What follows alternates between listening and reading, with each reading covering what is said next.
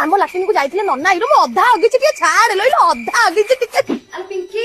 ପିଙ୍କି ପିଙ୍କି ବା ଆଜ୍ଞା ଆଣ୍ଟି ଏଇ ଯିବୁ ଟିକେ ବଟିଆ ଦୋକାନରୁ ଚାଲୁ ଗୋପାଳ ମିଠା ପାନ ଟିକେ ଆଣିବୁ ଖଇର ଟିକେ ଆଉ ଗୁଆ ଟିକେ ଚୂନ ଟିକେ କମରେ ପାଟି ଟିକେ ଖାଇଛି ତ ଜାଣିଟେ ନେଇ ଆସିବୁ ଯା। କହିଥିଲି ବାହାର ଲୋକ ସହିତ କଥା ହବୁନି କୁଆଡେ ଯିବୁନି ତାଙ୍କ ମତରେ ଯୋଗୁନି ଖାଇ ବିଲେଇ ତୁ କାହିଁ ଏମିତି ହେଲୁ ମୁଁ ସବୁ ମାଛ ଇଏ ଯାଇ ଖାଉଛି ରୋହି ମାଛ ଆସି 300 ହେଲାଣି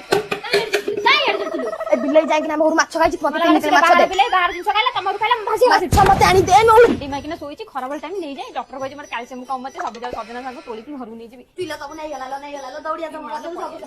କାଇଁ କାନ୍ଦୁଛୁ କାଲି ବା ଫୁଲ ନେଇଥିଲୁ ମୁଁ କିଛି କହିଥିଲି ମୁଣ୍ଡରେ ମାରି ପଡୁଥିଲି ମୋ ଠାକୁରଙ୍କୁ ଦେଇଥିଲି